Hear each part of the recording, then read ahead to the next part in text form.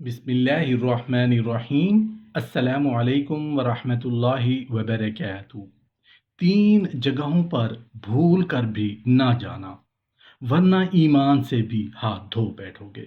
मोहतरम नाजरीन, कुछ ऐसी जगह हैं, कुछ ऐसे मुकाम हैं, कुछ ऐसी महाफिल हैं, कुछ ऐसे लोगों के गिरोह हैं, इंसानों के रूप में कुछ ऐसे शैतान हैं जिनसे हमें बचकर रहना है। ऐसी जगहों पर, ऐसे मकाम पर, ऐसी महाफिल में कभी भूल कर भी न जाना।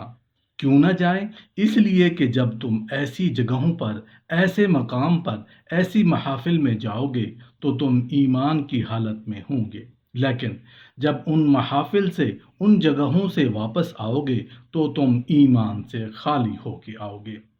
3 जगह पे आपके ईमान का सौदा नहीं होना चाहिए, कोई कंप्रोमाइज नहीं। जिस जगह पे अल्लाह और उसके रसूल और उसकी निशानियों और अहले इल्म और उलमा और उस मुबारक मिशन पर ताना तशनी हो जाए, वहाँ मोमिन को नहीं बैठना चाहिए। ऐसी मजलिस से उठ जाओ, भूल के चले गए, नीयत नहीं थी, इरादा नहीं था, मालूम नहीं था कि ये कैसी महफिल है। लेकिन जब तुम्हें मालूम हो जाए, पता चल जाए कि यहाँ तो अल्लाह और उसके प्यारे रसूल के खिलाफ बात हो रही है, तो फौरन से भी पहले वहां से उठ जाना चाहिए। अगर चस्के लेने बैठ के, याद रखना, जितनी देर बैठोगे अल्लाह और उसके रसूल और उसके फरिश्तों की लानत बरसती रहेगी और ईमान से हाथ धो बैठोगे। दूसरी जगह जहां में नहीं जाना चाहिए वो है जहां गैर मुस्लिम की खुशी का मौका हो, वहां मोमिन नहीं जाया करता। हजरत उमर रजी अल्लाह अन्हु ने फरमाया, जो गैर मुस्लिम की खुशी में, गैर मुस्लिम की ईद में अगर कोई अंडा भी लेके चला जाए तो वो भी उतना ही काफिर जितना काफिर काफिर होता है। लेकिन आज ये बातें खत्म हो गई हैं। रख रखाव के लिए, दुनियादारी चलाने के लिए, इज्जत बचाने के लिए मुसलमान होने के नाते कहना पड़ता है, अल्लाह हमें तौफीक ना दे कि हम भूल कर भी ऐसी जगहों पर जाएं। क्योंकि ये ऐसे लोग हैं जो तुम्हारे पैगंबर के बारे में क्या लिखते हैं, क्या कहते हैं कि ईसा अल्लाह के बेटे हैं। नाउज बिल्ला। एक तो ये बात आपने सुनी, और कुरान कहता है इतनी बड़ी बात कि ईसा को अल्लाह का बेटा कहना कि जमीन शक हो जाए, आसमान फट जाए कि अल्लाह का बेटा बना दिया। लेकिन काश किसी ने ये पढ़ा हो, सुना हो, समझा हो। मेरा और आपका ईमान है कि ईसा अलैहिस्सलातु वस्सलाम अल्लाह के पैगंबर हैं और अल्लाह के नबी मुकर्रम हैं। तीसरी बात, जहां कहीं इस तरह की मजालिस हों, रक्स हो, लहू व लाभ और मौसीकी हो, वहां पे जाना मोमिन का काम नहीं। वहां बैठना तो दूर की बात, वहां पे जाना भी मुसलमान को जेब नहीं देता। रसूलुल्लाह सल्लल्लाहु अलैहि वसल्लम के सहाबी अब्दुल्ला इब्न उमर रज़ियल्लाहु अन्हु हैं। हजरत इब्न उमर रज़ियल्लाहु अन्हु ने चरवाहे की बांसुरी की आवाज सुनी। चरवाहा जानवरों को चरा रहा है और साथ बांसुरी की आवाज निकाल रहा है। अब्दुल्ला इब्न उमर रज़ी अल्लाह अन्हु ने फौरन अपनी उंगलियां अपने कानों में ले ली और जिस रास्ते पे जा रहे थे वो रास्ता छोड़ के रास्ता बदल के दूसरी तरफ चल दिए। नाफे उनके गुलाम थे। पूछा, सुन रहे हो, अभी आवाज आ रही है? तो नाफे कहते हैं हाँ, और दूर चले गए। मैंने कहा आप आवाज नहीं आ रही। उस वक्त अपने कानों से उंगलियां निकाली और फिर अपने रास्ते पे आए और कहने लगे, मैंने अल्लाह के रसूल सल्लल्लाहु अलैहि वसल्लम को देखा, आपने भी ऐसी आवाज सुनी तो ऐसे ही किया था।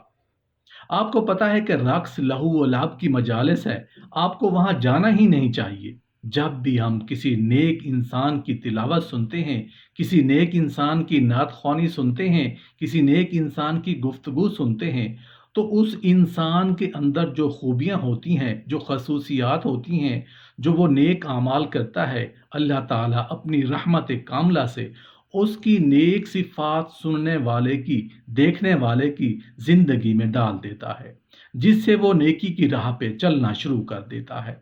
इसी तरह कोई इंसान गाना गाने वाला है और उसका गाना कोई दूसरा इंसान सुनता है, तो जो गाना गाने वाले के अंदर बुराइयां होंगी, बुरे काम होंगे, बुरी सोच होगी, बुरी चीजें होंगी, अच्छी چیز کی بات نہیں ہو رہی، بری چیز کی بات ہو رہی ہے، بری عادات کی بات ہو رہی ہے، تو اس کے اندر جتنی بری خصلتیں ہوں گی، برائیاں ہوں گی، وہ قدرتی طور پر اس گانا سننے والے کے اندر اللہ تعالیٰ منتقل کر دیتا ہے۔ اب سوچنے والی بات ہے، جب ہم گانا سنتے ہیں، کسی میوزیشین کو سنتے ہیں، تو ہم خود سمجھ سکتے ہیں، سوچ سکتے ہیں کہ جتنے میوزیشین ہیں ان میں کون سا کوئی نیک عمل ہو سکتا ہے، نہ ان میں نماز ہو سکتی ہے، نہ ان میں سچائی ہو سکتی ہے، نہ ان میں کوئی اچھائی کا مادہ ہو سکتا ہے، تو ان میں تو کھلم کھلا برائی ہی بھری ہوئی ہوتی ہے۔ تو جب ہم گانا سنتے ہیں تو وہ گانے کے ذریعے اس کی تمام برائیاں ہمارے جسم کے اندر منتقل ہو جاتی ہیں۔ اگر گانا گانے والا زانی ہے تو زنا اللہ تعالی ہمارے اندر منتقل کر دیتے ہیں۔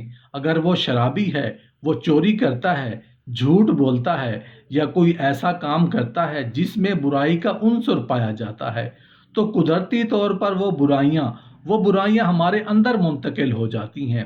محترم ناظرین، زنا ایک بیماری ہے، ایک تکلیف ہے، شراب پینا ایک بیماری ہے، گانے سننا بھی ایک بیماری ہے۔ جو گانا سنے گا اس کے اندر شہوت، فحاشی اور گناہوں کے اثرات ضرور آئیں گے۔ رسول اللہ صلی اللہ علیہ وآلہ وسلم نے فرمایا، جو شخص کسی گانے والے کے گیت سنے اور اس مغنیہ سے لذت محسوس کرے، قیامت کے دن اللہ تعالیٰ اس کے کان میں پگھلا ہوا سیسا ڈالیں گے۔ حضرت فضیل ابن عیاض رضی اللہ عنہ نے فرمایا کہ گانا بجانا زنا کا منتر ہے۔ حضرت ضحاک رحمۃ اللہ علیہ نے فرمایا کہ گانا دل کو خراب اور خدا کو ناراض کرتا ہے۔ حضرت یزید ابن ولید رحمۃ اللہ علیہ نے کہا کہ اے بنی امیہ، تم گانے سے دور رہو کیونکہ گانا شہوت کو بڑھاتا ہے۔ ایک بزرگ فرماتے ہیں کہ اپنی عورتوں کو گانے بجانے سے دور رکھو، اس لیے کہ گانا زنا کی دعوت ہے۔ حضرت عبد الرحمن بن عوف رضی اللہ عنہ سے روایت ہے کہ رسول اللہ صلی اللہ علیہ وآلہ وسلم نے دو آوازوں سے منع فرمایا ہے، ایک نغمہ اور دوسرا نوحہ کرنا۔ حضرت عبداللہ بن مسعود رضی اللہ عنہ فرماتے ہیں کہ موسیقی دل میں زنا کے خیالات پیدا کرتی ہے، جس طرح پانی سبزی کو اگاتا ہے۔ حضرت صفوان بن امیہ رضی اللہ عنہ سے روایت ہے کہ ایک مرتبہ عمرو بن قرہ نے نبی علیہ السلام سے فحش گانے کے علاوہ گانے بجانے کی اجازت مانگی۔ تو رسول اللہ صلی اللہ علیہ وآلہ وسلم نے فرمایا کہ میں تجھے ہرگز اس کی اجازت نہیں دوں گا، نہ تمہاری عزت کروں گا، نہ تمہیں چشم عطا سے دیکھوں گا۔ اے اللہ کے دشمن، تو جھوٹ بولتا ہے، اللہ تعالی نے تجھے حلال اور پاکیزہ رزق عطا فرمایا ہے مگر حرام اختیار کرتا ہے۔ اگر میں تجھے پہلے منع کر چکا ہوتا تو اس وقت تجھ سے بری طرح سے پیش آتا۔ چل میرے پاس سے اٹھ جا، اللہ تعالیٰ کے سامنے توبہ کر، یاد رکھ اگر تو نے گانا بجانا کیا تو تمہیں دردناک سزا دوں گا، تیرا منہ بگاڑ دوں گا، تجھے تیرے گھر سے نکال دوں گا، تیرا ساز و سامان مدینہ کے نوجوانوں میں لٹوا دوں گا۔ جب عامر بن قرہ پریشان ہو کر چلے گئے تو رسول اللہ صلی اللہ علیہ وآلہ وسلم نے فرمایا، یہی لوگ عاصی اور نافرمان ہیں، جو کوئی ان میں سے توبہ کے بغیر مرے گا، حشر میں اللہ تعالیٰ اس کو ننگا کر کے اٹھائیں گے، ایک چیتھڑا بھی بدن پہ نہ ہوگا، جب کھڑا ہونے لگے گا تو لڑکھڑا کر گر پڑے گا۔